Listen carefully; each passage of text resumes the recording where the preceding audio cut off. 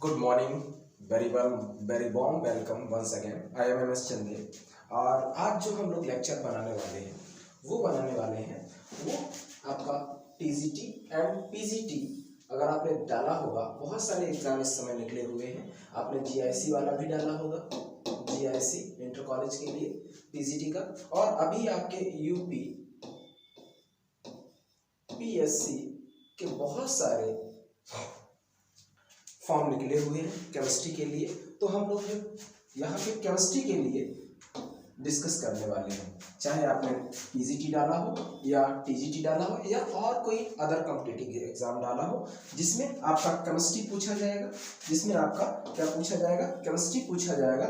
उस लेवल की केमिस्ट्री की आज हम लोग बात करेंगे। इसके लिए हम आपको बता दें, सबसे पहली बात कि इसमें हमें बुक्स कौन सी पढ़नी है उनके बारे में जान लेते हैं। तो बुक्स के बारे में अगर हम जानना चाहें तो बुक्स आपको जो पढ़नी है फॉर PGT, बुक्स के बारे में अगर हम देखें बुक्स के बारे में, तो बुक्स आपको पढ़नी पड़ेंगी कौन कौन सी। आप सबसे पहली बात तो जो मेन फोकस है वो क्या है, वो NCERT का है। NCERT करना है। उसके अलावा आप क्या पढ़ सकते हैं, उसके अलावा अगर आप फिजिकल केमिस्ट्री पढ़ना चाहें, फॉर फिजिकल केमिस्ट्री अगर आप पढ़ना चाहें तो आप पढ़ सकते हैं पुरी शर्मा और पठानिया। पुरी शर्मा पठानिया पढ़ सकते हैं। और इनऑर्गेनिक केमिस्ट्री के लिए इनऑर्गेनिक केमिस्ट्री के लिए अगर आप पढ़ना चाहें तो आप पढ़ सकते हैं पुरी शर्मा कालिया पढ़ सकते हैं, पुरी शर्मा कालिया पढ़ सकते हैं। ऑर्गेनिक केमिस्ट्री के लिए ऑर्गेनिक केमिस्ट्री के लिए अगर आप पढ़ना चाहें तो ब्रूस पढ़ सकते हैं, पाला यूरेकेंस ब्रूस। और मॉरिसन वाइट पढ़ सकते हैं,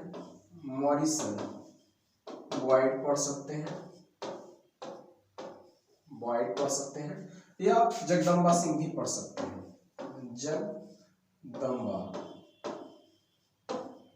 सिंह भी पढ़ सकते हैं, ये पढ़ सकते हैं। लेकिन आपको ध्यान देना होगा कि जो PGT का एग्जाम है, चाहे वो TGT का एग्जाम हो, ये बहुत ही ज्यादा इन सब बुक्स का पूरा स्टडी करना आपको जरूरी नहीं है। हाँ, कुछ टॉपिक्स पढ़ सकते हैं, जैसे इनऑर्गेनिक के लिए अगर आप मेन ग्रुप्स पढ़ना हो, मेन ग्रुप के बारे में जानना हो, तो आप JDLI भी पढ़ सकते हैं,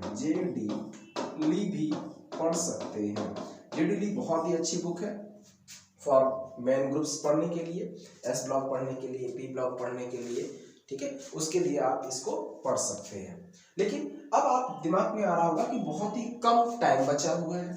टाइम आपको हमें मालूम है कि 20 मई को एग्जाम है GIC का, इस मई को है 20 मई को एग्जाम है GIC का। अब 20 मई तक आपको ये सब पढ़ने में जुट गए तो आपको बहुत सारी दिक्कत हो जाएगी, क्योंकि आप पढ़ ही नहीं पाएंगे। क्योंकि मोस्टली यहाँ पे जो लोग ये फॉर्म डालते हैं PGT का या TGT का या और भी जो, तो उसमें मोस्टली लोग कैसे होते हैं,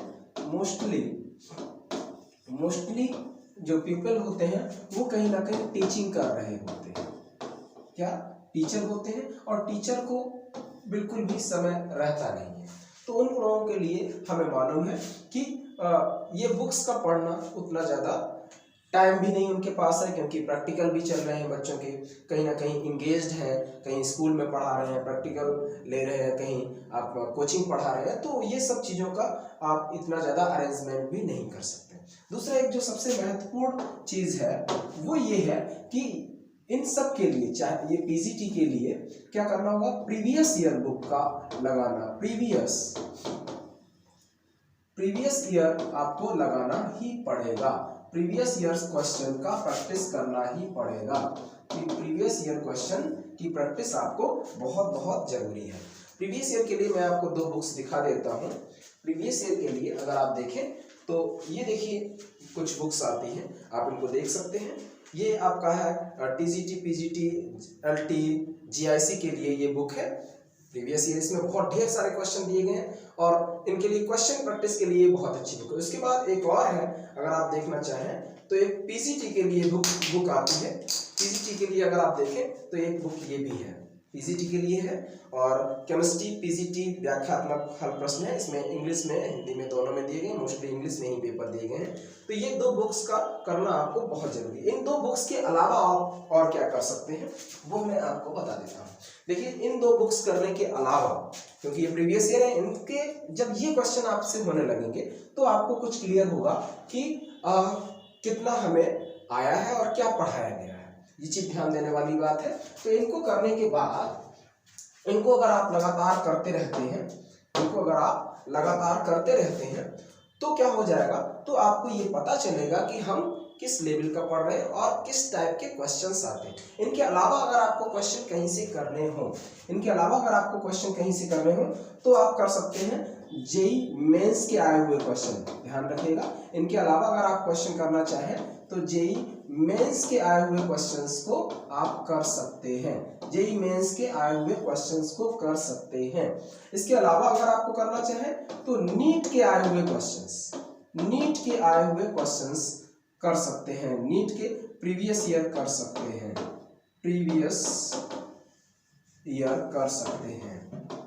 नीट के प्रीवियस ईयर के क्वेश्चंस आप कर सकते हैं। तो ये चीजें आपको करनी पड़ेंगी। प्रैक्टिस, देखिए थियोरेटिकल आपने पढ़ा भी होगा और सब लोग पढ़ते हैं, मोस्टली सब टीचर ही होंगे इसमें, तो वो सब लोग अपना कहीं ना कहीं पढ़ते रहते हैं, और जब पढ़ाते हैं तो उनके लिए भी, बच्चों को पढ़ने के लिए भी पढ़ते रहते हैं। तो बच्चों को पढ़ाने के लिए भी पढ़ते रहते हैं। तो वहां पे क्या है कि प्रॉब्लम कहाँ पे आती है, प्रॉब्लम आती है कि प्रीवियस ईयर क्वेश्चंस का ना करना या ऑब्जेक्टिव क्वेश्चंस की प्रैक्टिस उनकी ना होना। थियोरेटिकल तो आप लोग पढ़ते रहते हैं, लेकिन प्रैक्टिकली हम लोग नहीं पढ़ते हैं। प्रैक्टिकली का मतलब होता है कि जो ऑब्जेक्टिव क्वेश्चन की प्रैक्टिस है वो प्रैक्टिस नहीं होती। तो हम आपको सिर्फ और सिर्फ ज्यादातर फोकस हमारा ये रहेगा कि हम पूरा बेसिक से पढ़ाएंगे, लेकिन उनको जल्दी जल्दी खत्म करके और क्वेश्चंस पे ज्यादा फोकस करेंगे। अगर आपको कोई भी इंक्वायरी लेनी है फीस के बारे में, कोई भी आपके प्रीवियस ईयर क्वेश्चंस के बारे में, आपके मटेरियल के बारे में, मैंने बहुत सारे मॉड्यूल तैयार कर लिए हैं, और यहाँ पे हमने थियरी भी अपने हैंड रिटन नोट्स बनाए हुए, अगर आपको वो चाहिए होगी तो आप हमसे कांटेक्ट कर सकते हैं। ये हमारा कांटेक्ट नंबर है, मेरा नाम MS चंदेल है और ये मेरा कांटेक्ट नंबर है। मैं एक बार फिर से यहाँ पर बड़ा भी लिख सकता हूँ। मेरा कांटेक्ट नंबर है 8052164372 और मेरा नाम है MS चंदेल, मोहर सिंह चंदेल। मेरा नाम है MS चंदेल, मोहर सिंह चंदेल मेरा नाम है। तो आप इस नंबर पे कांटेक्ट कर सकते हैं। दूसरा, आप यहाँ पे जो ये वीडियो बनाया जा रहा है वो DNCMI कोचिंग से बनाया जा रहा है, सर हमारे कलीग्स हैं और सर के मैं आता भी हूँ। तो क्या है कि सर से भी आप कांटेक्ट कर सकते हैं, DNCMI कोचिंग के ऐप पे भी आप जाके कांटेक्ट कर सकते हैं, DN सर से कांटेक्ट कर सकते हैं, मुझसे कांटेक्ट कर सकते हैं। तो जो भी आपको इंक्वायरी चाहिए आप हमसे कांटेक्ट कर सकते हैं, DN सर से कांटेक्ट कर सकते हैं। ओके, तो हम लोग जो पढ़ाने जा रहे हैं वो जितने भी आप चाहे PGT UP का हो या किसी और स्टेट का हो, GIC का हो, उन सब के लिए हमें आपको केमिस्ट्री का पढ़ाना है। ठीक है, क्या हम ही अकेले पढ़ाएंगे? नहीं, हमारे अलावा 2 लोग और भी हैं, हमारे दोस्त हैं, इंद्रेश शुक्ल और एक दोस्त है हमारे आशीष विश्वकर्मा जी। तो वो आपको इसमें हेल्प देंगे, कुछ पार्ट वो भी पढ़ाएंगे और मोस्टली पार्ट मेरे पास है और मोस्टली पार्ट मैं ही पढ़ाऊंगा, ज़्यादा से ज़्यादा कवर करूंगा। उसके बाद अगर हम देखें तो हम लोग अब आगे बढ़ते हैं। तो प्रीवियस ईयर के क्वेश्चंस का सबसे पहली बात, प्रीवियस ईयर क्वेश्चन आपको बहुत लगाना है। दूसरी बात, आपको थियोरी को ज़्यादा से ज़्यादा तेजी से पढ़ना होगा। जितनी तेजी से आप पढ़ेंगे उतना ही तेजी से आपके कॉन्सेप्ट क्लियर होंगे और ज़्यादा से ज़्यादा क्वेश्चन प्रैक्टिस करनी होगी। बहुत सारी ढेर सारी बुक्स का स्टडी नहीं करना है, आपको जितना भी मटेरियल का ज़रूरत होगा, जो जो टॉपिक आपके 12th की बुक्स में मिल जाएंगे वो आप वहाँ से पढ़ लीजिएगा, और जो आपको नहीं मिलते हैं तो आपको इतनी सारी बुक्स की ज़रूरत नहीं है। आप हमसे कहेंगे, हम आपको पूरा का पूरा हैंड रिटन मटेरियल आप जिस भी ज़िले में होंगे, आप जहाँ पे भी होंगे, हम वहाँ पे आपको प्रोवाइड करवा देंगे, बाई पोस्ट के द्वारा या कैसे भी हमें प्रोवाइड करना होगा हम आपको करवा देंगे। फीस की इंक्वायरी के लिए, बैच की इंक्वायरी के लिए, कब से स्टार्ट होगा, क्या है, उसके लिए हमने आपको जो कॉन्टैक्ट नंबर दिया है आप उस पर कॉन्टैक्ट कर सकते हैं। ओके, तो पहला हम लोग आज देखने जा रहे हैं वो है आपका बॉन्डिंग का कॉन्सेप्ट। बॉन्डिंग के बारे में हम लोग जानेंगे। केमिकल बॉन्डिंग क्या चीज है, तो केमिकल बॉन्डिंग में अगर हम देखें तो केमिकल बॉन्डिंग में हमें मालूम है व्हाट इज बॉन्डिंग। बॉन्डिंग का कॉन्सेप्ट क्या, मैंने बताया कि बहुत तेजी से मैं इसको पढ़ाऊंगा, ज्यादा से ज्यादा मेरा फोकस होगा कि जहां पे आपको थोड़ा सा दिक्कत आता है उसको मैं क्लियर करूं, और क्वेश्चन कैसे पूछे जाते हैं, क्वेश्चन को कैसे टैकल करना है, उनके बारे में हमें जानकारी मोस्टली देनी होगी। लेकिन फिर भी मैं थोड़ा थोड़ा बता देता हूं इनमें क्या होता है। व्हाट इज बॉन्डिंग, बॉन्डिंग क्या है, एक अट्रैक्शन फोर्स है। क्या है जी, attraction force, attraction force between, attraction force between the two or more species, two or more species, two or more species।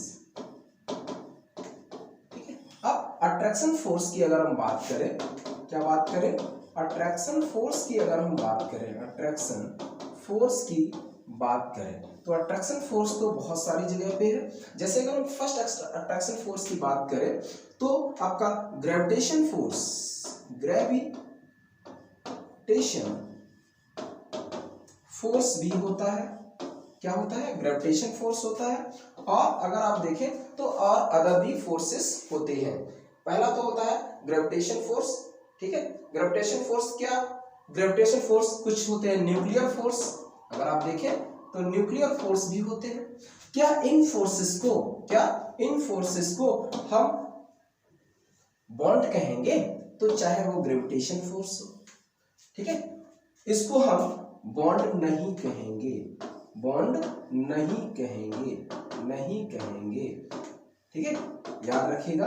तो हर एक जगह अट्रैक्शन फोर्स हो उसको हम बॉन्डिंग कहते हैं, ये जरूरी नहीं है।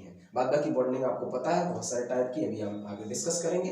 तो ये जो मेन बात थी वो मैंने बता दी कि अट्रैक्शन फोर्स तो बहुत सारी जगह पे हो सकते हैं, जैसे कि ग्रेविटेशन फोर्स, न्यूक्लियर फोर्स, क्या है, न्यूक्लियर फोर्स। क्या ग्रेविटेशन फोर्स को हम बॉन्ड कहेंगे, बिल्कुल नहीं कहेंगे, बिल्कुल नहीं कहेंगे।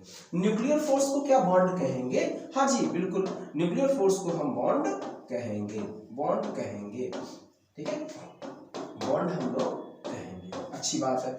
अब अगर हम देखें तो ये बहुत ही शॉर्ट रेंज ऑर्डर के होते हैं। This is very short range order. क्या होते हैं, शॉर्ट रेंज ऑर्डर के होते हैं, शॉर्ट रेंज ऑर्डर के होते हैं, शॉर्ट रेंज ऑर्डर के होते हैं, ठीक। तो अब हम लोग आगे बढ़ते हैं। तो क्या है बॉन्डिंग, उनके बारे में हम लोग जानते हैं। तो इसको आप जूम करके क्लिक कर सकते हो, या हमारे पास पूरा हैंड रिटन में है, हम आपको प्रोवाइड कर देंगे, और उसमें और भी बहुत सारी चीजें हमने लिख रखी हैं। ओके, तो इसको हम आगे बढ़ते हैं। अब अगर हम देखें तो बॉन्ड है क्या, बॉन्डिंग जनरली अट्रैक्शन फोर्स है, लेकिन यहाँ पे वो अट्रैक्शन फोर्स में भी अगर आप देखें जो अट्रैक्शन फोर्स है, अट्रैक्शन फोर्स जो है वो कितना होना चाहिए, अगर आप देखें तो लगभग 150 अगर आप देखें किलो जूल पर मोल की अगर हम बात करें, किलो जूल पर मोल की बात करें तो वो वीक फोर्स होगा। क्या होगा, वीक होगा अगर आप देखें। और अगर ये 250 से लेकर के 450 के बीच में अगर हम किलो जूल पर मोल की बात करें, एक मोटा मोटा रफली आइडिया दे रहे हैं, तो ये क्या हो जाएगा, मॉडरेट बॉन्ड हो जाएगा। और अगर हम 500 और मोर की बात करें, 500 और मोर किलो जूल एनर्जी अगर देनी पड़ती है बॉन्ड को ब्रेक करने के लिए, तो क्या हो जाएगा, इसको हम कहेंगे स्ट्रॉन्ग बॉन्ड। तो इसको अगर हम देखें तो सबसे पहले अगर हम देखना चाहें तो ये क्या है, ये है वीक फोर्स की बात करेंगे या वीक बॉन्ड हो गए यहाँ पे, just like hydrogen bond, dipole bond, उस टाइप से। और अगर आप देखें यहाँ पे 250 से 450 या 500 के बीच में है लगभग, तो ये हो जाएगा मॉडरेट बॉन्ड। क्या हो जाएगा, मॉडरेट बॉन्ड एनर्जी हो जाएगी, बॉन्ड हो जाएंगे। और अगर आप 500 और 600 या उससे ज्यादा अगर है तो उसको बोलेंगे स्ट्रॉन्ग बॉन्ड, उसको बोलेंगे हम स्ट्रॉन्ग बॉन्ड। अच्छी बात है। अब अगर हम देखें तो सबसे ज्यादा, अगर हम सिंगल की बॉन्ड की बात करें, ध्यान दीजिएगा प्लीज, अगर हम सिर्फ सिंगल बॉन्ड की बात करें, ये क्या है सिंगल बॉन्ड, तो ये सिंगल बॉन्ड में अगर हम देखें तो सबसे ज्यादा मजबूत होता है हाइड्रोजन हाइड्रोजन बॉन्ड का सिंगल बॉन्ड, ये स्ट्रॉन्गेस्ट बॉन्ड है। ये क्या है? स्ट्रॉन्गेस्ट बॉन्ड है। ध्यान दीजिएगा प्लीज, एनसीईआरटी में ये लिखा हुआ है। इसकी आप एनर्जी देखें, इसकी एनर्जी होती है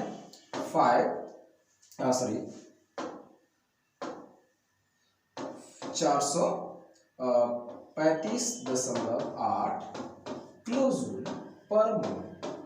ठीक है, आपको कहीं कहीं पे 436 भी लिखा मिल सकता है, आपको कहीं कहीं पे 436 भी लिखा मिल सकता है किलोजूल पर मोल। ठीक, इससे ज्यादा स्ट्रॉन्गेस्ट बॉन्ड सिंगल बॉन्ड वाला नहीं होता, याद रखना। मैं बात कर रहा हूँ सिंगल बॉन्ड की। सिंगल बॉन्ड मान लीजिए 4 दे दिए गए, 10 दे दिए गए, आपको नहीं पता है कि कौन सबसे ज्यादा स्ट्रॉन्गेस्ट है, तो याद रखिएगा ये होता है सबसे ज्यादा स्ट्रॉन्गेस्ट बॉन्ड। चाहे जितने सिंगल बॉन्ड हो, उन सब में से सबसे ज्यादा स्ट्रॉन्गेस्ट बॉन्ड है आपका H और H के बीच का सिंगल बॉन्ड। हाँ, इससे ज्यादा D और D का होता है, याद रखिएगा।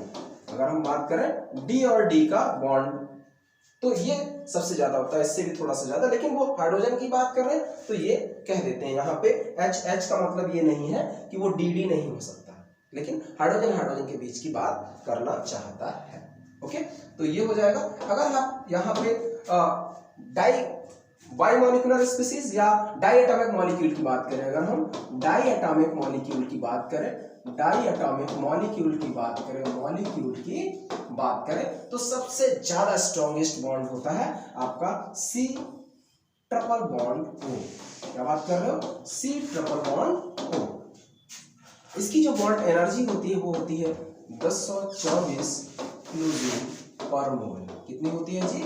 1024 किलोजूल पर मोल। इससे ज्यादा बॉन्ड एनर्जी का कोई भी मॉलिक्यूल नहीं पाया गया है। CO बॉन्ड के बीच में ट्रिपल बॉन्ड होता है। क्या नाइट्रोजन नाइट्रोजन भी नहीं हो सकता? क्या नाइट्रोजन नाइट्रोजन भी नहीं हो सकता? हाँ, नहीं हो सकता। इसकी तो 999 या 998 किलोजूल पर मोल के करीब होती है। ये सबसे ज्यादा स्ट्रॉन्गेस्ट बॉन्ड को कंटेन करता है C ट्रिपल बॉन्ड O।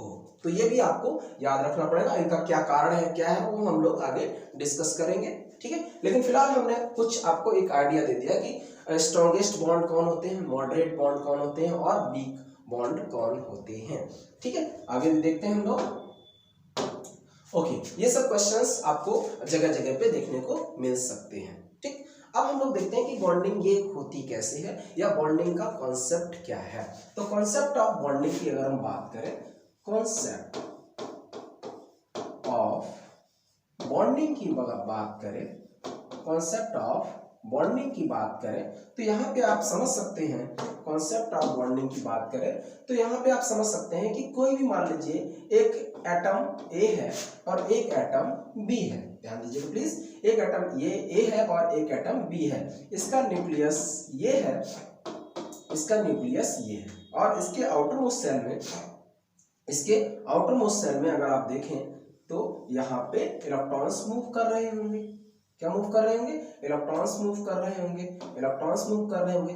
तो जाहिर सी बात है कि इलेक्ट्रॉन पे सेम चार्ज रहता है, तो ये एक दूसरे को रिपल करेंगे। ओ, क्या बात कर रहे हो? हाँ, ये एक दूसरे को रिपल करेंगे। जब रिपल करेंगे तो यहाँ पे क्या लगेगा? Force of repulsion. क्या लगेगा?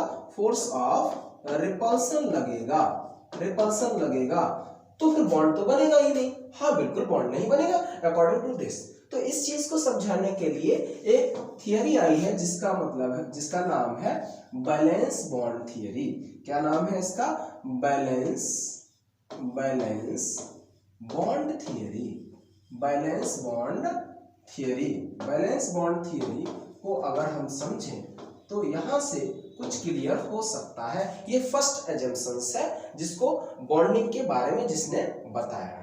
कैसे बताया है उसको हम लोग समझते हैं। हमें मालूम है कि यहाँ पे देख लीजिएगा, यहाँ पे कोई एक न्यूक्लियस है, दूसरा न्यूक्लियस यहाँ पे है, ये A का न्यूक्लियस है, ये B का न्यूक्लियस है, और इसके पास जो इलेक्ट्रॉन है वो EA है, इलेक्ट्रॉन ऑफ A, और इसके पास जो इलेक्ट्रॉन है वो है EB, मतलब इलेक्ट्रॉन ऑफ B।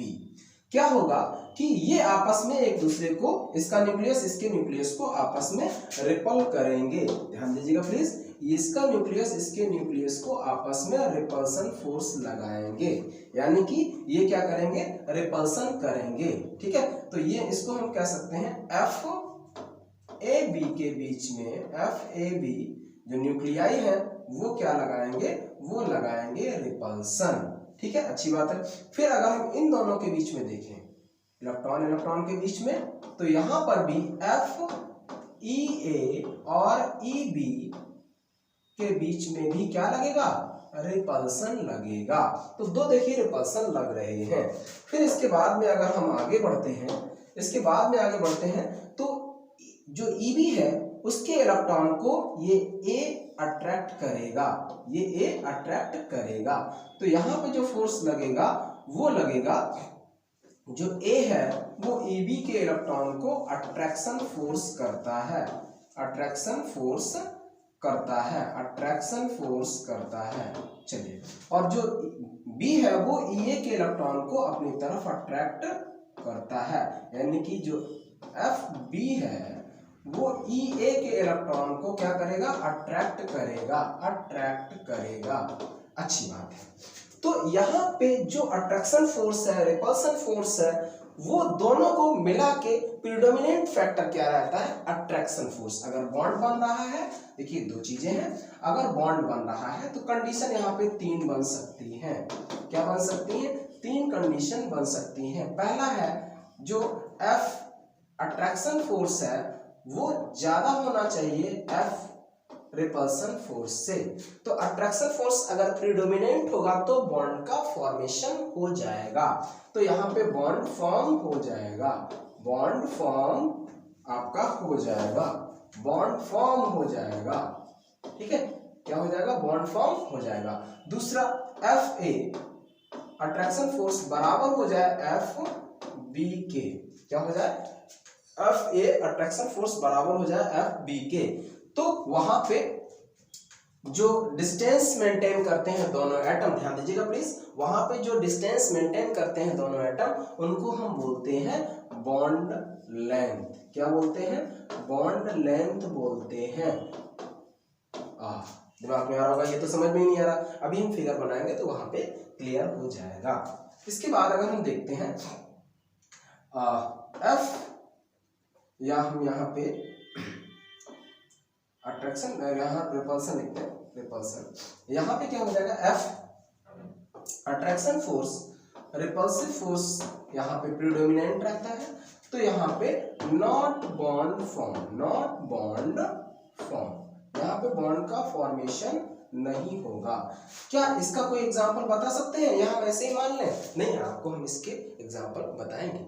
चलिए, तो इनको हम हटाएं और एक फिगर के द्वारा हम इसको देखते हैं। तो देख लेते हैं फिगर के द्वारा। आप देखिएगा यहाँ पे बॉन्ड फॉर्मेशन, मान लीजिए ये NCERT में फिगर दिया गया है, ये A है और ये यहाँ पे कोई पॉइंट आपका B है। अगर आप देखें यहाँ पे पोटेंशियल एनर्जी कर्व है, ये क्या है, पोटेंशियल एनर्जी कर्व है। आप देखेंगे जैसे जैसे बॉन्ड फॉर्मेशन होगा, तो देखिए ध्यान दीजिएगा प्लीज, एक एटम A है, एक एटम B है, और जैसे जैसे पास लाएंगे, तो अगर पास आएंगे तो जाहिर सी बात है कि जो इलेक्ट्रॉन है उनके बीच में रिपल्सन बढ़ेगा। जब इलेक्ट्रॉन के बीच में रिपल्सन बढ़ेगा तो यहाँ पे अनस्टेबिलिटी बढ़ेगी। इस अनस्टेबिलिटी को कम करने के लिए एनर्जी का वो रिलीज करेगा। जब एनर्जी रिलीज करेगा तो बॉन्ड फॉर्मेशन होगा और वो स्टेबल स्ट्रक्चर को फॉलो करेगा। अच्छा, तो इसमें प्रॉब्लम क्या आ रही है, प्रॉब्लम आ रही है कि फिगर से कैसे क्वेश्चन पूछे जा सकते हैं और वहां पे क्या क्या कॉन्सेप्ट हो सकता है। जैसे जैसे आप पास लाएंगे अट्रैक्शन फोर्स प्रीडोमिनेंट बढ़ता जाएगा, लेकिन इलेक्ट्रॉन इलेक्ट्रॉन के बीच में रिपल्सन भी लगेगा, और जब इलेक्ट्रॉन इलेक्ट्रॉन के बीच में रिपल्सन लगेगा तो बहुत ज्यादा नजदीक नहीं ला सकते हैं। तो वो मिनिमम डिस्टेंस जहां पे वो नजदीक ला सकते हैं, अगर उससे ज्यादा नजदीक लाते हैं तो रिपल्सन फोर्स इतना ज्यादा प्रीडोमिनेंट रह जाएगा कि वो उससे ज्यादा नजदीक नहीं आ सकते हैं, क्योंकि सेम चार्ज स्पीसीज है। जब सेम चार्ज स्पीसीज होते हैं तो बहुत ज्यादा नजदीक नहीं ला सकते, हाँ, लेकिन मिनिमम डिस्टेंस जहां तक ला सकते हैं उतनी डिस्टेंस तक अगर हम लाते हैं तो उनके बीच का डिस्टेंस को हम कोवेलेंट या एटॉमिक डिस्टेंस कहेंगे, और उसकी जो रेडियाई है उसको हम लोग एटॉमिक रेडियाई या बॉन्ड लेंथ या बॉन्ड रेडियस भी कह सकते हैं। तो दोनों न्यूक्लियस के बीच की डिस्टेंस को बॉन्ड डिस्टेंस और उनकी आधी डिस्टेंस को हम बॉन्ड रेडियस कहते हैं। ओके, तो यहाँ पे अगर हम देखें तो ये बी है, बी से धीरे धीरे जो पोटेंशियल एनर्जी है वो कम होती चली जाएगी और नजदीक मॉलिक्यूल आते चले जाएंगे। तो यहाँ पे अगर हम इस पॉइंट पे देखें, मान लीजिए इस पॉइंट पे, और इस टाइप से आते आते एक टाइम ऐसा आएगा कि वो इस टाइप से चला जाएगा ग्राफ। तो यहाँ पे अगर आप देखें, ध्यान दीजिएगा प्लीज, इस ग्राफ से क्या लेना देना है। यहाँ पे अगर हम देखें तो बॉन्ड, यहाँ पे देखें बॉन्ड फॉर्म करने का प्रोबेबिलिटी बढ़ता चला जा रहा है। तो चाहे इस पॉइंट पे देखें, चाहे इस पे, चाहे इस पे, चाहे इस पे, यहाँ पे आप देखिएगा जो अट्रैक्शन फोर्स है वो प्रीडोमिनेंट हो जाएगा रिपल्सिव फोर्स से। लेकिन आप इस कंडीशन में देखें, आप देखिएगा इस कंडीशन में, तो यहाँ पे F अट्रैक्शन फोर्स बराबर होगा F रिपल्सिव फोर्स के, और ये जो डिस्टेंस मेंटेन करेगा, ये जो डिस्टेंस मेंटेन करेगा, तो इस डिस्टेंस को हम कहेंगे बॉन्ड लेंथ। इसको क्या बोलेंगे जी? बॉन्ड लेंथ बोलेंगे। क्या बोलेंगे? बॉन्ड लेंथ बोलेंगे, क्योंकि अब इससे ज्यादा वो पास में नहीं आ सकता है। अच्छी बात है। और जितनी एनर्जी ये दोनों मॉलिक्यूल रिलीज करेंगे, तो यहाँ पे आपको पता है एनर्जी रिलीज कर रहा है, एनर्जी रिलीज कर रहा है, एनर्जी रिलीज कर रहा है, रिलीज कर रहा है।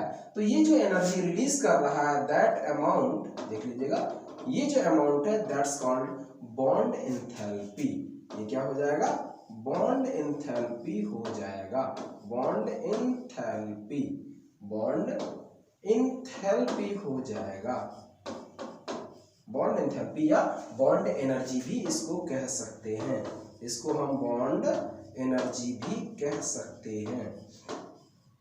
ठीक है, ये बॉन्ड एंथैल्पी भी इसको कह सकते हैं। अगर हम इस पॉइंट की बात करें, अगर हम इस पॉइंट की बात करें, तो आप देखेंगे यहाँ पे क्या हो रहा है।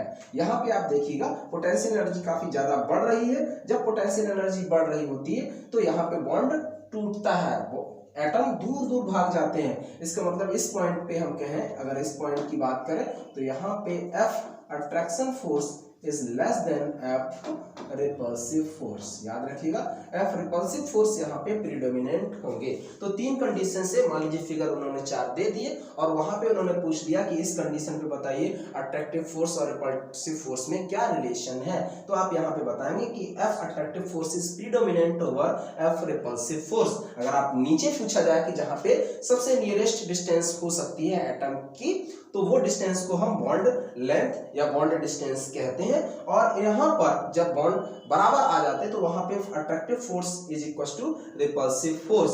अगर हम यहाँ पे देखें, अगर हम यहाँ पे देखें जहां पे मॉलिक्यूल अलग अलग हो जाते हैं, तो वहां पे repulsive force is predominant over attractive force. तो एनसीईआरटी में आपको यही चीजें देखने को मिलेंगी। येलो कलर का बॉक्स उन्होंने बनाया, हालांकि इसको समझाने के लिए हमने आपको बता दिया। अब अगर हम देखें, मान लीजिए इस एटम का इलेक्ट्रॉन है, अब इसको भी हम हटा देते हैं, इसको थोड़ा सा एनसीईआरटी के वे में समझ लेते हैं। कैसे? मान लीजिए ए है, ए का जो इलेक्ट्रॉन है वो E है, और बी है, उसका जो इलेक्ट्रॉन है वो E है। तो इनका कोई वेव फंक्शन भी होगा। क्या होगा? इसका वेव फंक्शन हमने मान लिया F psi A, और इसका वेव फंक्शन हमने मान लिया psi B।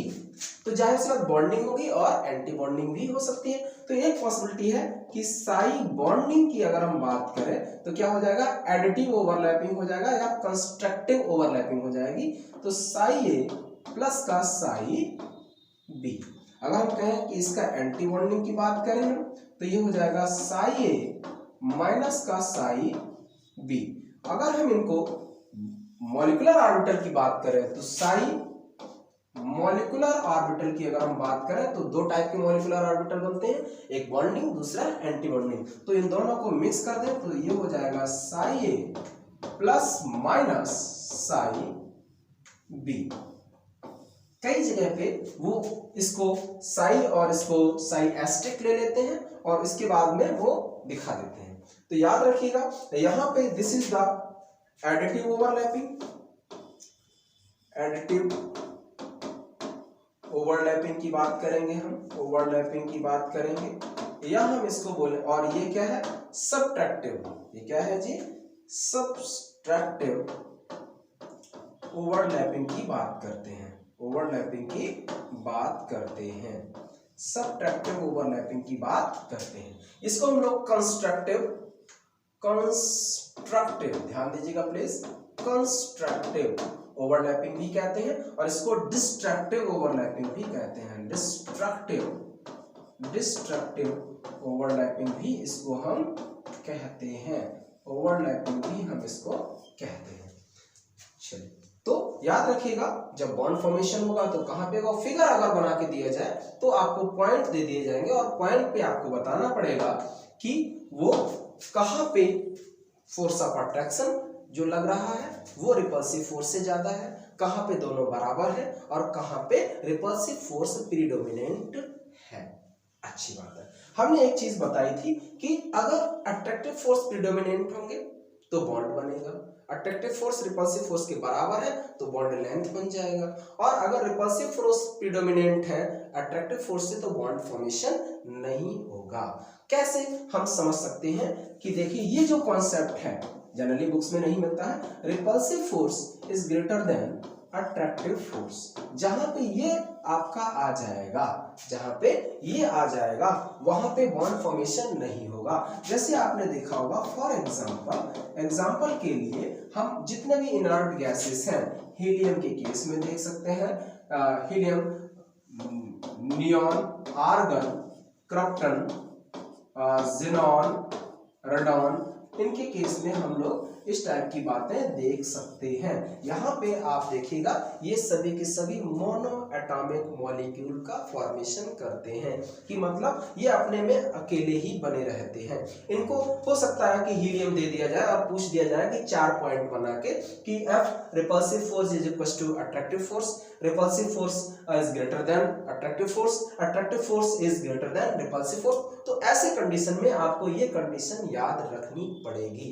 तभी आप इनमें से एक आंसर चूज कर पाएंगे, और इस टाइप के क्वेश्चन भी आपको पूछे जा सकते हैं, ठीक है, और पूछे भी गए हैं, क्योंकि मैं ये जो भी पढ़ा रहा हूँ ये सब जो प्रीवियस ईयर है उनकी स्टडी करने के बाद ही इन सब चीजों को, पॉइंट्स को मैंने निकाला है और उनको बताने की कोशिश कर रहा हूँ। ओके, नेक्स्ट देखते हैं। आगे अगर हम देखें तो बॉन्डिंग की अगर हम बात करते हैं तो बॉन्डिंग में सबसे पहला बॉन्डिंग आता है आयोनिक बॉन्डिंग। क्या आता है जी? आयोनिक बॉन्डिंग आता है। आयोनिक बॉन्डिंग के बारे में हम लोग जानने की कोशिश करते हैं। आयोनिक बॉन्डिंग के बारे में हम लोग जानने की कोशिश करते हैं। तो आयोनिक बॉन्डिंग में आपको पहले से ही बहुत सारे पॉइंट्स पता है। आयोनिक बॉन्डिंग में क्या होता है, सबसे पहले हम लोगों को पता है, क्या पता है कि ये जो बॉन्ड है वो स्ट्रॉन्ग इलेक्ट्रोस्टैटिक अट्रैक्शन फोर्स रखते हैं। Strong electrostatic attraction force, electrostatic attraction force रखते हैं। अट्रैक्शन फोर्स रखते हैं। अट्रैक्शन फोर्स प्रेजेंट होता है किसके किसके बीच में? कॉन्स्टिट्यूएंट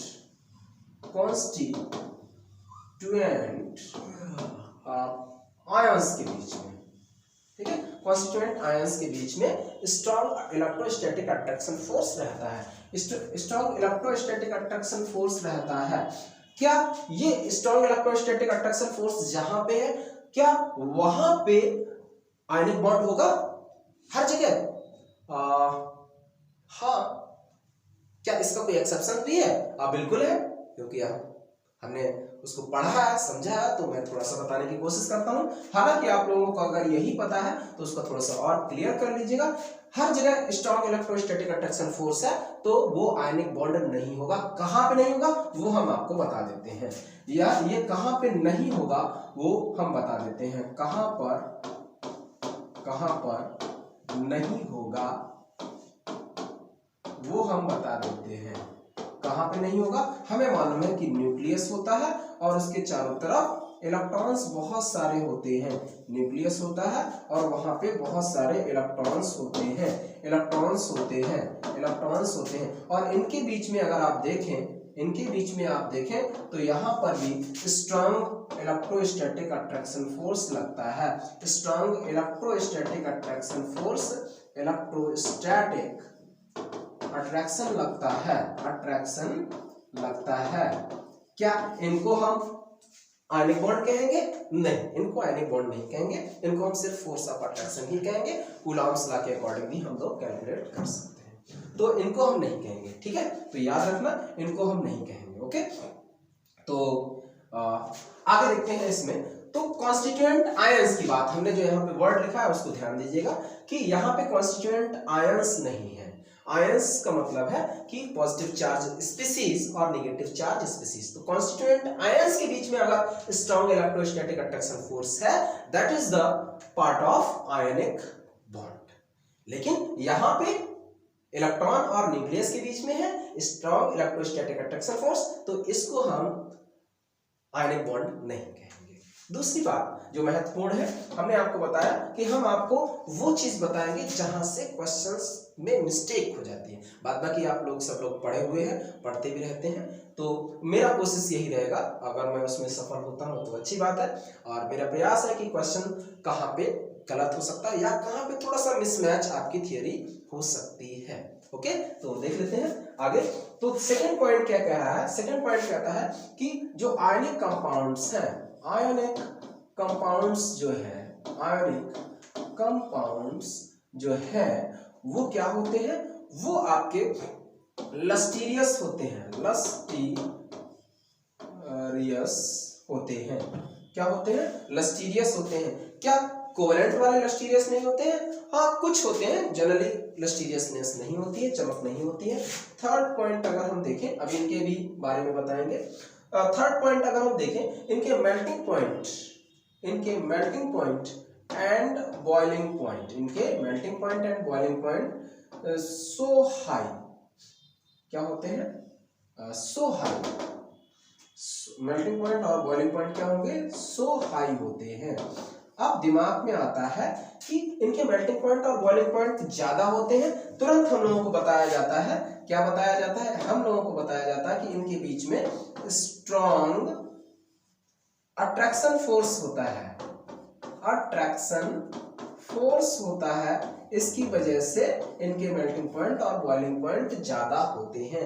देखिए, वो उतना ज्यादा कारण नहीं, कारण क्या है वो हम आपको बता रहे हैं। इनकी वजह से थोड़ा बहुत मेल्टिंग पॉइंट बॉइलिंग पॉइंट बढ़ता है, लेकिन जो मेन कारण है वो कुछ और है। ओह, क्या बात कर रहे हो? हाँ, ऐसा ही कुछ है, देखते हैं क्या है। तो इसको हम हटा देते हैं। मेल्टिंग पॉइंट और boiling point, melting point and boiling point जो ज्यादा होते हैं, उसका जो कारण है, कॉज है, वो कॉज है वो है non directional bond, non directional bond होता है। अच्छा, ये नॉन डायरेक्शनल बॉन्ड क्या है? ये तो बस टर्म पढ़ लिया है, इसके बारे में नहीं जान पाए हैं अगर, तो हम आपको बता देते हैं कि नॉन डायरेक्शनल बॉन्ड क्या है। कि जैसे कोई भी, मान लीजिए Na प्लस यहाँ पे है और Cl माइनस इसने चारों तरफ से इसको घेर रखा है, Cl माइनस ने इसको चारों तरफ से घेर रखा है। For example just like this one. हालांकि 6 होते हैं, यहाँ पे कुछ ज्यादा हो गए, चलिए मैं कुछ हटा देता हूँ। 3 3 6 हमने कर दिए। अब यहाँ पे अट्रैक्शन फोर्स इधर भी लग रहा है, इधर भी लग रहा है, इधर भी लग रहा है, इधर भी लग रहा है, इधर भी लग रहा है, इधर भी लग रहा है। इसका जब तक ये सभी बॉन्ड ब्रेक नहीं होंगे, जब तक कि ये सभी बॉन्ड ब्रेक नहीं होंगे, तब तक ये कंप्लीटली मेल्ट नहीं होगा। तो सब बॉन्ड को ब्रेक करने के लिए हमें एनर्जी ज्यादा देनी पड़ती है। इसका मतलब है नॉन डायरेक्शनल का मतलब किसी एक डायरेक्शन से बॉन्ड नहीं। जैसे अगर हम बात करें HCl, तो HCl में हमें मालूम है कि इधर से बॉन्डिंग हो रही है और इधर इलेक्ट्रॉन का मैग्नीट्यूड जा रहा है, तो यहां से अगर हम बॉन्ड ब्रेक कर दें और आसानी से ब्रेक हो जाएगा और मेल्टिंग पॉइंट कम हो जाएगा। लेकिन यहाँ पे चारों तरफ से नॉन डायरेक्शनल, किसी एक डायरेक्शन से नहीं, चारों तरफ से अट्रैक्शन फोर्स लग रहा है उस आयंस के बीच में, तो उन सबको आपको ब्रेक करना पड़ेगा, तब वो मेल्ट होगा। इसीलिए जो नॉन डायरेक्शनल बॉन्ड होने की वजह से, क्या आयनिक बॉन्ड नॉन डायरेक्शनल है? जी है, आयनिक बॉन्ड नॉन डायरेक्शनल होने की वजह से आयनिक कंपाउंड्स के मेल्टिंग पॉइंट और बॉइलिंग पॉइंट ज्यादा होते हैं। This is the correct reason. हाँ, थोड़ा सा रीजन ये भी है जो आप लोगों को पता है कि स्ट्रॉन्ग इलेक्ट्रोस्टैटिक अट्रैक्शन फोर्स रहते हैं, तो इसलिए भी। लेकिन यही चीज अगर आप मेटालिक बॉन्डिंग के केस में देखें, क्या देखें? मेटालिक बॉन्डिंग के केस में देखें तो मेटालिक बॉन्डिंग का भी, जहां पे मेटल्स होते हैं उनका भी मेल्टिंग पॉइंट और बॉइलिंग पॉइंट ज्यादा होता है, हाई होता है। अब जब हाई होता है वो किसकी वजह से? वो भी आपके नॉन डायरेक्शनल बॉन्ड की वजह से होता है, क्योंकि मेटालिक बॉन्डिंग भी नॉन डायरेक्शनल बॉन्ड को कंटेन करता है। तो non directional bond, this is the main cause of high melting point and high boiling point.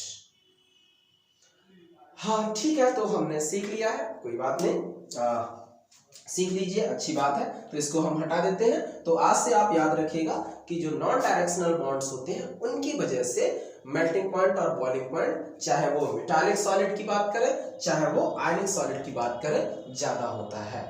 Okay, next अगर हम देखें इसमें अगला पॉइंट है थर्ड पॉइंट। थर्ड पॉइंट क्या कहता है कि इंसुलेटर होते हैं जनरली, याद रखिएगा ये क्या है? जनरली इंसुलेटर होते हैं। जनरली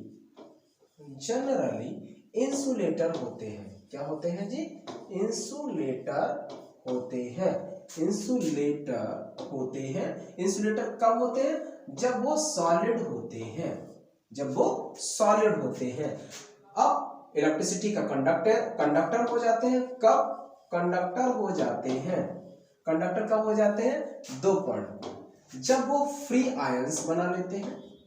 फ्री आयंस बना लेते हैं तब, या इसको हम कह सकते हैं फ्री आयंस का मतलब है कि एक्वस मीडियम में। क्या है? एक्वस मीडियम में। दूसरा मोल्टन स्टेट में भी, मोल्टन स्टेट में भी वो इलेक्ट्रिसिटी का कंडक्टेंस करते हैं। ठीक है, तो जनरली वो सॉलिड फॉर्म में जब होते हैं तब वो इंसुलेटर की तरह काम करते हैं, और जबकि कंडक्टर की तरह बिहेव तब करेंगे जब फ्री आयंस बना लेंगे इन एक्वस मीडियम, और मोल्टन स्टेट में भी ऐसा होता है। अच्छी बात है, मोल्टन स्टेट में भी ऐसा होता है। ठीक, तो आगे हम लोग देखें, अगर आगे अगर हम देखते हैं,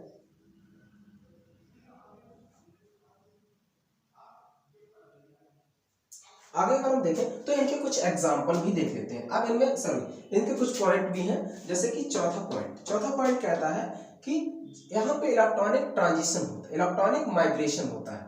इलेक्ट्रॉन क्या करता है? माइग्रेट करता है। क्या करता है? इलेक्ट्रॉन माइग्रेट करता है, और माइग्रेशन करने पर वो प्लस और माइनस में कन्वर्ट हो जाते हैं। तो जाहिर सी बात है, जनरली मैंने क्या बोला है? जनरली मेटल के ऊपर पॉजिटिव चार्ज होता है और नॉन मेटल के ऊपर नेगेटिव चार्ज होता है। अब दिमाग में आ रहा होगा ये जनरली लिखने की जरूरत क्या थी? भाई मेटल और नॉन मेटल आपस में मिलेंगे तो मेटल के ऊपर ही पॉजिटिव चार्ज और नॉन मेटल के ऊपर नेगेटिव चार्ज। ऐसा नहीं है, कई ऐसे नॉन मेटल हैं जिनके ऊपर आपको पॉजिटिव चार्ज देखने को मिलेगा। क्या बात करो, ये एनसीईआरटी में है? हाँ, एनसीईआरटी में भी है और कई बार एग्जाम में पूछा भी गया है। तो देख लेते हैं, जैसे हमें मालूम है कि जो मेटल है, इसमें भी देख लेते हैं, जो मेटल है उसमें कौन कौन से कैरेक्टर होने चाहिए। तो मेटल के अंदर आप देखें तो कैरेक्टर होना चाहिए, पहला वाला कैरेक्टर कि आयनाइजेशन एंथैल्पी लो होनी चाहिए। आयनाइजेशन एंथैल्पी लो होनी चाहिए और लेस इलेक्ट्रोनेगेटिव होना चाहिए। नॉन मेटल के कैरेक्टर क्या होंगे? नॉन मेटल की अगर हम बात करें तो इलेक्ट्रॉन गेन एंथैल्पी हाई होना चाहिए, और इलेक्ट्रोनेगेटिविटी हाई होना चाहिए, और आयनाइजेशन एंथैल्पी भी हाई होना चाहिए। ठीक है, ये होना चाहिए। तो वो जनरली आयनिक बॉन्ड का फॉर्मेशन कर सकता है। लेकिन ध्यान दीजिएगा, ये जरूरी नहीं है कि ऑल बेस मेटल के ऊपर ही पॉजिटिव चार्ज लगता है। क्या नॉन मेटल के ऊपर पॉजिटिव चार्ज नहीं हो सकता है? हो सकता है। मैं अभी जस्ट एग्जांपल करा देता हूं। तो याद रखिएगा, मैंने जो जनरली लिखा है इसका कुछ मीनिंग है। ओके, देखते हैं आगे। नेक्स्ट दिया गया है, जैसे अगर हम देखें नॉन मेटल के ऊपर, जैसे हम मेटल की बात करें, सिंपल एक एग्जांपल ले लेते हैं। जैसे हम अगर बात करें CaF2 की बात करते हैं, तो Ca क्या है? Ca के वैलेंस शेल में 2 इलेक्ट्रॉन है और इनको हम डॉट से रिप्रेजेंट करते हैं। F में 7 इलेक्ट्रॉन है, 1 2 3 4 5 6 और 7, ठीक है। और दूसरे F में भी 7 इलेक्ट्रॉन है, 1 2 3 4 5 6 7। एक इलेक्ट्रॉन इसको दे देगा और एक इलेक्ट्रॉन इसको दे देगा, तो बड़ी आसानी से Ca डबल प्लस और F सिंगल माइनस बना लेगा। ये हम लोगों को पहले से ही पता रहता है। हाँ, हम लोगों को थोड़ा सा समझना पड़ेगा कि ये पॉजिटिव चार्ज है, ये नेगेटिव चार्ज है, इनके बीच में अगर हम फोर्स ऑफ अट्रैक्शन देखें तो उस फोर्स ऑफ अट्रैक्शन का जो वैल्यू है वो 1/4 pi epsilon not Q1 Q2 upon R square के बराबर पाया गया है। Q1 Q2 upon R square के बराबर पाया गया है। क्या इसको हम कूलम्बिक फोर्स ऑफ अट्रैक्शन कह सकते हैं? हाँ, बिल्कुल हम कह सकते हैं। या क्या ये स्ट्रॉन्ग इलेक्ट्रोस्टैटिक अट्रैक्शन फोर्स है? हाँ, ये स्ट्रॉन्ग इलेक्ट्रोस्टैटिक अट्रैक्शन फोर्स भी है। तो यहाँ पे इनको हम क्या और भी तरीके से रिप्रेजेंट कर सकते हैं? बिल्कुल कर सकते हैं। Ca डबल प्लस और 2F सिंगल माइनस से भी रिप्रेजेंट कर सकते हैं। क्या और कोई रिप्रेजेंटेशन है? हाँ, बिल्कुल है। Ca डबल प्लस और F सिंगल माइनस का होल ट्वाइस भी रिप्रेजेंटेशन है। क्या और कोई रिप्रेजेंटेशन है? हाँ, बिल्कुल है। Ca डबल प्लस और F पे सिंगल माइनस का होल ट्वाइस, ये भी रिप्रेजेंटेशन हो सकता है। क्या ये सही है सभी?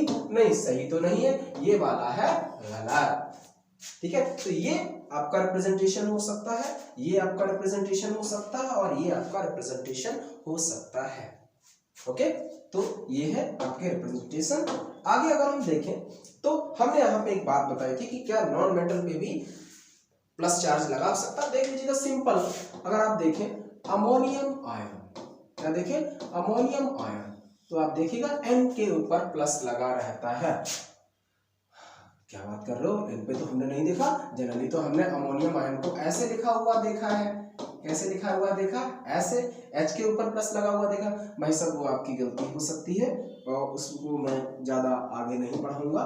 फिलहाल आप इसको मान लीजिए ये गलत होता है। क्यों होता है वो हम आपको कोऑर्डिनेट बॉन्ड जब पढ़ाएंगे तो वहां पे ये बताएंगे। लेकिन फिलहाल NH4 पे N के ऊपर प्लस चार्ज लगा रहता है। जैसे अगर हम बात करें O3 में अगर आप बात करें तो क्या यहाँ पे प्लस चार्ज नहीं लगता? बिल्कुल लगता है जी। क्या हम फास्फोनियम आयन की बात करें? किसकी बात करें? फास्फोनियम आयन, क्या इसके ऊपर प्लस चार्ज नहीं लगता है? बिल्कुल लगता है। तो इस टाइप के अगर हम देखें तो नॉन मेटल के ऊपर भी प्लस चार्ज हो सकता है और होता भी है, ठीक है। और वैसे जनरली हम लोग मेटल के ऊपर प्लस चार्ज और नॉन मेटल के ऊपर माइनस चार्ज को देखते हैं। ओके, चलिए देखते हैं आगे।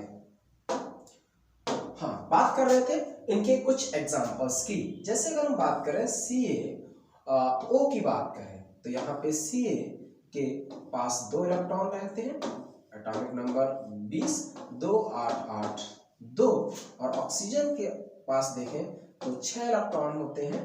इसको 2 इलेक्ट्रॉन की जरूरत है ऑक्टेट कंप्लीट करने के लिए। किसको कंप्लीट करने के लिए? ऑक्टेट कंप्लीट करने के लिए। और अगर आप देखें तो यहाँ पे कुछ इस टाइप से हो जाएगा। ओके, इस टाइप का हो जाएगा। चलिए आगे देखते हैं। जैसे फॉर एग्जांपल अगर हम बात करें LiF की बात कर लेते हैं। जनरली लिथियम के जो भी कंपाउंड्स हैं एनामोलस पी शो करता है। लिथियम के ज्यादातर कंपाउंड कोवेलेंट नेचर के होते हैं, लेकिन LiF के बीच में इलेक्ट्रोनेगेटिविटी का डिफरेंस बहुत ज्यादा है। अगला पांचवा पॉइंट भूल गए हम, उसको भी बता देते हैं कि जो भी एटम के बीच में अगर इलेक्ट्रोनेगेटिविटी का डिफरेंस ग्रेटर देन और इक्वल टू 1.7 या 70 या 72 से ज्यादा है तो वहां पे आयनिक बॉन्ड बनने का परसेंटेज ज्यादा होता है, यानी कि आयनिक बॉन्ड प्रीडोमिनेंट रहता है। ठीक है, तो यहाँ पे देखें इलेक्ट्रोनेगेटिविटी का डिफरेंस काफी ज्यादा 2.1 के लमसम है। इसका इलेक्ट्रोनेगेटिविटी का डिफरेंस लगभग 2.1 के लमसम है, 2.1 के करीब है, 2.1 के करीब है। तो इनके बीच में भी आयनिक बॉन्ड हो जाएगा। भले ही लिथियम चाहे जितना पोलराइजेशन पावर शो करता हो, लेकिन फ्लोरीन के साथ आयनिक कंपाउंड बनाता है, जैसे Li प्लस और F सिंगल माइनस। जनरली दिमाग में रहता है कि लिथियम का साइज छोटा होने की वजह से पोलराइजेशन पावर ज्यादा करता है और वो कोवेलेंट कंपाउंड का फॉर्मेशन करता है, लेकिन इनके बीच में इतनी ज्यादा इलेक्ट्रोनेगेटिविटी का डिफरेंस है जिसकी वजह से वो आयनिक कंपाउंड का ही फॉर्मेशन करेगा और लिथियम ऑक्टेट कंप्लीट ना करके डुप्लेट कर लेता है। क्या कर लेता है?